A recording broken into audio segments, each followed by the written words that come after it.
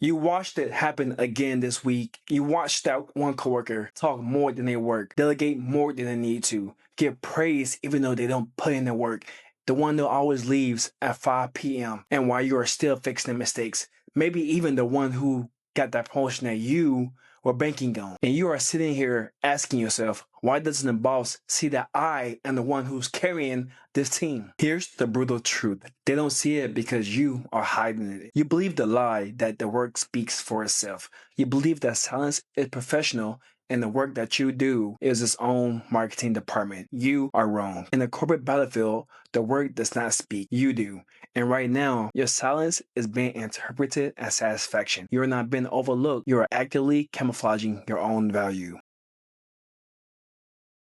Today, we are dismantling the single most dangerous mindset for high performers, the myth of the silent professional. Let me start by saying that I am in the Marine Corps, and in the Marine Corps, we value the quiet professional, the one who executes the mission without fanfare. But in the civilian workforce, like many of you are right now, the quiet professional is the first casualty. You are suffering from a tactical error called frictionless execution because you are competent. You make the difficulty or the difficult task look easy because you are reliable. You make that chaotic look organized. And because you make it look easy, leadership assumes it is easy. You are solving problems before your manager even knows they exist. You think this what makes you a hero. In reality, it will make you invisible.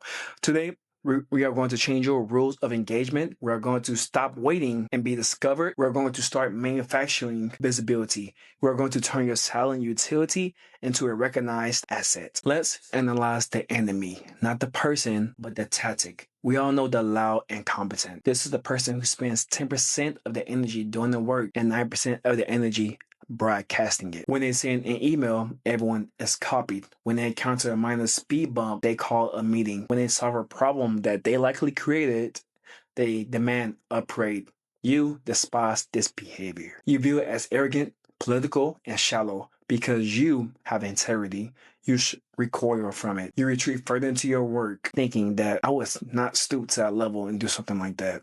My results will outshine their noise. But I want you to take a step back and look at the battlefield from your commander's perspective or your boss's perspective. Your boss is overwhelmed. They are dealing with their own fires, their own budget cuts, and their own incompetence issues. They didn't have the bandwidth to investigate who is actually doing the work. They only had the bandwidth to process what's placed directly in front of their face. The loud and competent is constantly placing this data in front of your boss. I fixed this. I handled this. Here's the status. To the distracted manager, this looks like activity. This looks like leadership. Meanwhile, you are in the trenches, silently executing. You are simply a ghost. And in business, ghosts do not get raises. Ghosts do not get promotions. Ghosts get exercise when budget cuts come around because nobody actually knows what they do. You're losing a propaganda war because you refuse to fill an army. You pride yourself on being low maintenance. You wear it like a badge of honor. You think the boss loves me because I never bother them. Correction. The boss ignores you because you never bother them. There's a concept called the squeaky wheel effect, but let's look at it tactically. Management focus resources on friction points. When you are low maintenance, you are frictionless. You are signaling that you have excess capacity. You are signaling that you are content. By absorbing all of the stress, by shielding your manager from the chaos of daily operations, you are depriving them of situational awareness. They don't know the project is understaffed because you stayed until 9 p.m. to fix it. They don't know the software is broken because you built a manual workaround. You're subsidizing the company's inefficiency with your personal time, and you are hiding the receipt. This is why the low maintenance employee is always the easiest to exploit. When a new urgent project comes down, who gets it? The loud incompetent? No. They will complain. They will argue. They will negotiate. They will cause friction. So it goes to you because you are the path of least resistance. You have trained your leadership to dump the load on you because you can simply absorb it without a sound. You have made yourself the pack mule of the department. And pack mules never get promoted to racehorses. So, how do we fix this without becoming the arrogant jerk that you hate? How do you increase visibility without compromising your integrity? We use a mandatory tool, the SitRep, or the situational report. You need to shift your mindset from bragging to reporting. Introverts hate bragging. It feels gross to say, look how good I am. But reporting is neutral. Reporting is duty. Your boss cannot make a good decision without accurate intelligence. By staying silent about your workload, you're denying your commander the intelligence that they need. Here's the tactic. Stop fixing things in the dark and turn on the light. When you solve a crisis, do not just solve it and move on. Send the SitRep. Problem X occurred. Immediate action Y was taken. Resolution Z achieved. Recommendation for the future, upgrade the server or blah, blah, blah, blah, blah. Whatever you want to put in there.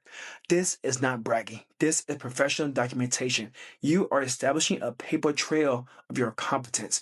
You're training your boss to associate your name with problem solved. When you are carrying a heavy workload, do not just suffer in silence. Articulate the trade-offs.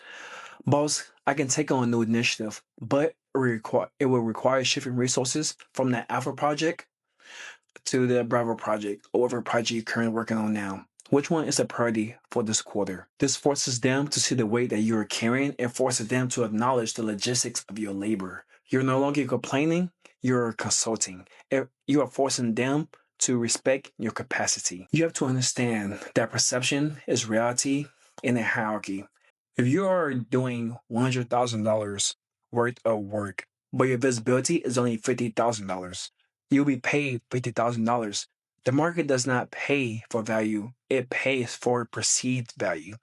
You are waiting for the annual review to review your work. That is a tactical failure. A review is just a summary of what the boss remembers from the last 3 weeks. You need to be influencing that memory every single day. Every email is a marketing flyer. Every meeting is a press conference. If you are in a meeting and you don't speak, you weren't there. If you solve a problem and you don't document it, it didn't happen. Stop hoping they will notice. They won't. They're too busy watching the loud guy. You have to take control of the narrative. It's time to kill the silent professional. The silent professional is a mother, and the mother dies. Be the tactical professional, the one who executes relentlessly, but ensures the command knows exactly who secured the victory. Your competence is a weapon. Stop pointing it at your own foot. If you're tired of being invisible, the invisible backbone of your company, subscribe to this channel. We're going to turn your competence into leverage. And maybe you'll like the next video as well.